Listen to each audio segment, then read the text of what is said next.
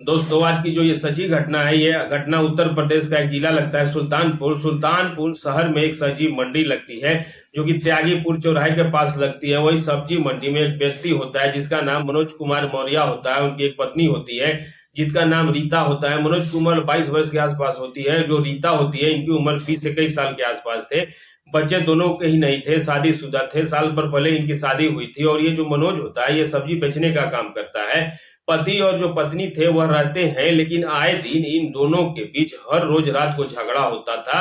और दोस्तों जब हर रोज इन दोनों के बीच झगड़ा होता तो इन बगल में ही एक जस्ट रूम से सटा हुआ एक रूम रहता है जिसमें किरण नाम की महिला होती है, जिसका नाम किरण यादव होता है। और अपने छोटे छोटे दो बच्चे होते हैं। और किरण की दोस्तों उम्र तकरीबन 30 वर्ष के आसपास होती है। और इनके पति कहीं बाहर नौकरी कर रहे होते हैं। तो किरण अपने बच्चों को पढ़ाने के लिए यही रूम लेकर रह रही होती है और अपने बच्चों की पढ़ाई इसी शहर में करा रही होती है।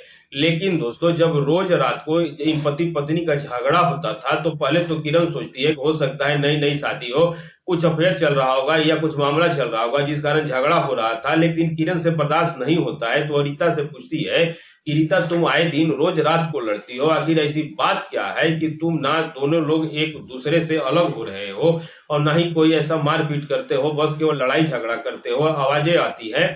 तब दोस्तों जो रीता थी वह किरण को एक ऐसी बात बताती है जिसको सुन करके रीता का पहले शरीर सुन्न हो जाता है और वह चौंक जाती है और सोचती है क्या ऐसा भी होता है। अब रीता का दिमाग वहीं से घूम जाता है और उसके दिमाग में बहुत सारी बातें चलने लगती है।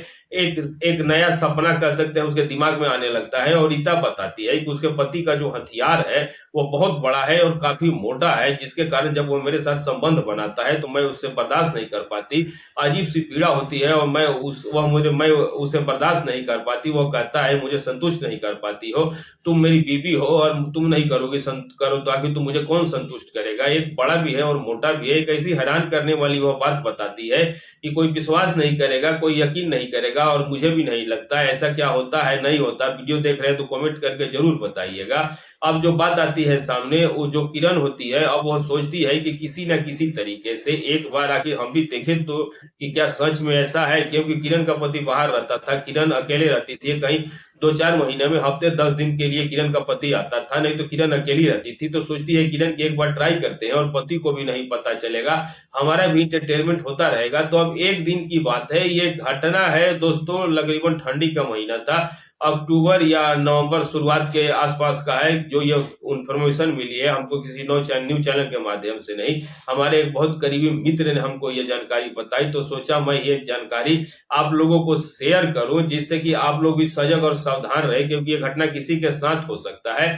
तो अक्टूबर लास्ट और नवंबर के आसपास का ठंडी का महीना था। तो जो रीता होती है वह रीता के मायके में कुछ कार्यक्रम होता है, सामूहिक कार्यक्रम परिवार में। तो रीता मायके चली गई होती है, लगभग 1 महीने के लिए रीता मायके जाती है। तो उस टाइम किरण जो थी उसको टाइम मिल जाता है मनोज से बात करने के लिए। तो अब दोस्तों किरण जो थी वह हमेशा मनोज जब घर पे रहता तो किसी ना किसी बहाने आती। और आती तो रीता की जो बनावट थी वो बहुत ही सुंदर थी, देखने में बहुत ही स्मार्ट थी और शरीर का जो स्ट्रक्चर था वो काफी अच्छा था। मतलब कह सकते हैं कि बहुत ही खूबसूरत बनावट था शरीर का, और कोई भी देखे एक बार तो देखता रह जाए। तो दोस्तों जब वह आती थी तो अक्सर किसी न किसी बहाने अपने साड़ी के पल्लू को इधर उधर खिसका के रखती कि जो मनोज की निगाहें हैं वो उसकी की तरफ रहे, और जो कुछ ऐसी एक्टिविटी करती कि मनोज धीरे धीरे उसकी तरफ आकर्षित हो जाए। तो एक दिन दोस्तों मनोज कुछ काम कर रहा होता है, किचन में खाना पीना की तैयारी कर रहा होता है। तो पीछे से ये धनिया मांगने की बहाने आती है और मनोज को देखती है, पहले से कोई नहीं रहता तो मनोज को पकड़ लेती है। और जब मनोज को पकड़ लेता है तो मनोज चौंक जाता है और कहता है ये क्या कर रही हो भाभी। तो कहती है चुप रहो, कुछ बोलो नहीं, और हमने जो सुना है वह बताओ। तो वह बोलता है क्या सुना है, तो क्या तुम्हारी पत्नी ऐसे ऐसे बता रही थी, तो क्या सही है वह गलत है, क्योंकि मुझे तुम्हें वो देखना है। क्योंकि वो उसे भाभी कहता था और ये अब देवर के रिश्ते से आप एक तरह से मजाकिया तौर तरीके से कर सकते हैं। तो पूछ लेती है। तो अब दोस्तों पूछने के बाद वो कहता है कि अगर तुम देखोगी तो डर जाओगी। तो वह कहती है मैं देखूंगी तो डरेंगी नहीं, मैं बहुत देखी हूँ। वो मजाक वाली लहजे में कहते रहती है। तो वह कहता है कि मनोज कहता है भाभी आप बैठो, मैं चाय बना के लाता हूँ, धनिया आप लेके जाइएगा। तो मनोज चाय बनाता है, दोनों बगल में कुर्सी लगी रहती है, बैठ जाते हैं, दोनों साथ में बैठ करके चाय पीते हैं। तो अब जो किरण होती है वह अब धीरे धीरे मनोज को दोस्तों छूने लगती है, इधर उधर अश्लील हरकतें करने लगती है। तो दोस्तों अब मनोज जो था वह भी अब धीरे धीरे उत्तेजित होने लगता है और दोस्तों दोनों थोड़ी देर में इतने करीब आ जाते हैं कि दोनों एक दूसरे के साथ प्यार करने लगते हैं, किस करने लगते हैं। अब दोनों दोस्तों आउट ऑफ कंट्रोल हो जाते हैं, लेकिन दोस्तों दिन का वक्त सुबह सुबह का टाइम होता है तो मनोज झटक देता है कि ये सब गलत है, कोई आ जाएगा देख लेगा तो बहुत बड़ी समस्या हो जाएगी। तो दोस्तों मनोज भी अकेला रहता है और किरण भी अकेला था, तो दोनों ही तड़प रहे होते हैं और सबसे ज्यादा तड़प तो आग लगी थी किरण को। और किरण से मनोज कहता है कि ऐसा करिए कि आज रात का प्लान करते हैं, दिन में कुछ नहीं, अभी हम मार्केट जाएंगे, सब्जी उब्जी लेके आना है, सारा काम निपटाएंगे, रात को फ्री रहेंगे और जो भी होगा रात को होगा। अब पूरा दिन किरण यही सोच रही थी कि कैसे रात हो जाए, कैसे रात हो जाए। अब यही सिलसिला चलता रहता है, रात हो जाती है, शाम हो जाती है, खाना पीना बनता है और खा पी के सब लोग 11 साढ़े 11 बजे बच जाते हैं, क्योंकि रूम बगल में ही था, बहुत ज्यादा दिक्कत नहीं थी आने जाने में। तो अब दोस्तों जो किरण होती है, अब किरण के बच्चे भी सो जाते हैं, तो किरण अब इसके रूप में आ जाती है मनोज के। और आते ही दोस्तों दोनों एक दूसरे से बातें करते हैं और बातें करते करते आलिंगन करने लगते हैं। आलिंगन करते करते दोनों एक दूसरे में खो जाते हैं और खोने के बाद दोनों धीरे धीरे एक दूसरे के कपड़े उतारना, यानी सब लग जाते हैं अपने अपने काम में। और दोनों दोस्तों एक दूसरे के साथ इतने रोमांस में घुल मिल जाते हैं कि बेपरवाह हो जाते हैं, बेपर्दा हो जाते हैं, सारे कपड़े दोनों के शरीर से उतर जाते हैं और दोनों एक दूसरे के करीब आते हैं। और किरण वाकई देखती है तो डर जाती है, हैरान ऐसी भरी भरी निगाहों से देखने लगती है। और देखने के बाद दोस्तों वो परेशान सी हो जाती है कि आज हमारा क्या होगा। पहले तो वो सोच रही थी कि अब जो कह रही हो गलत कह रही हो, लेकिन देखने के बाद उसे भी यकीन हो जाता है और मनोज से कहती है कि आज हमें पता चला कि पति और पत्नी लड़ाई क्यों करते हो, क्योंकि सबसे लड़ाई की जड़ तो यही है, कोई भी नहीं झेल पाएगा। अब इतना दहशत में आ जाती है किरण भी, लेकिन अब वो करे तो क्या करे, दोनों ही निर्बस थे। तो अब किरण सोचती है चलो जो भी होगा देखा जाएगा। अब दोस्तों किरण और इसका शारीरिक संबंध बनने लगता है। पहले तो किरण चिल्लाने लगती है, बर्दाश्त नहीं कर पाती है कुछ, इतनी जोर से आवाज आती है तो फटाक से मुंह दबा लेता है मनोज। और मुंह दबाने के बाद अपना जैसे तैसे पूरी रात ये दोनों का कार्यक्रम चलता रहता है। और बहुत सारी वीडियो में दोस्तों सारी बातें नहीं बता सकते, आप कुछ कल्पना कर सकते हैं, कल्पना करते जाइएगा, क्योंकि सारी बातें हम नहीं बता सकते। और ऐसा ही कार्यक्रम चलता रहता है क्योंकि 1 महीने का टाइम होता है।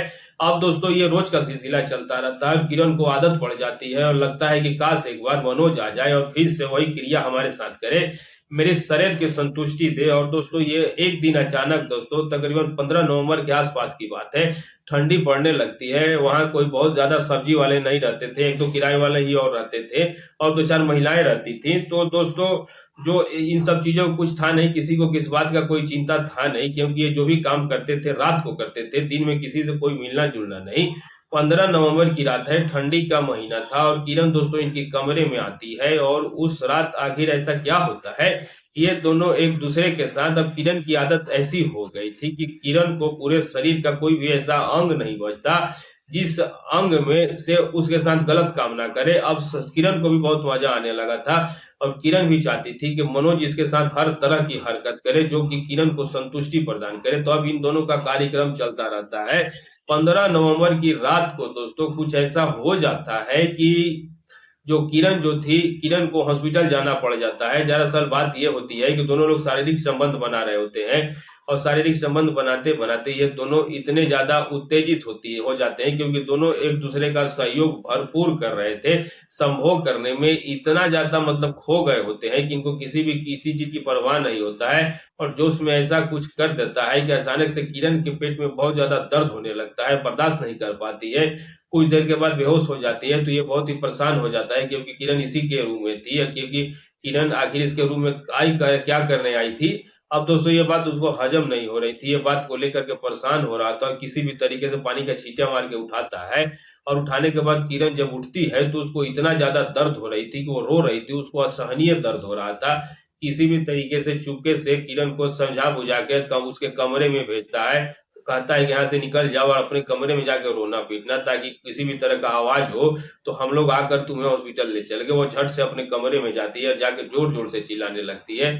साथ दोस्तों दरवाजा खोलती है तो सामने वाली महिला का दरवाजा खटखटाती है, उनको सारी बात बताती है कि मेरे पेट में बहुत जोर से दर्द हो रहा है जो मुझसे बर्दाश्त नहीं हो रहा है, पता नहीं आखिर ऐसा क्या हो गया है। अब दोस्तों 2 महिला और ये जो बगल में लड़का रहता है मनोज, मनोज को लेकर के तीनों ही लोग एक प्राइवेट के बगल हॉस्पिटल में ले जाकर के भर्ती करा देते हैं।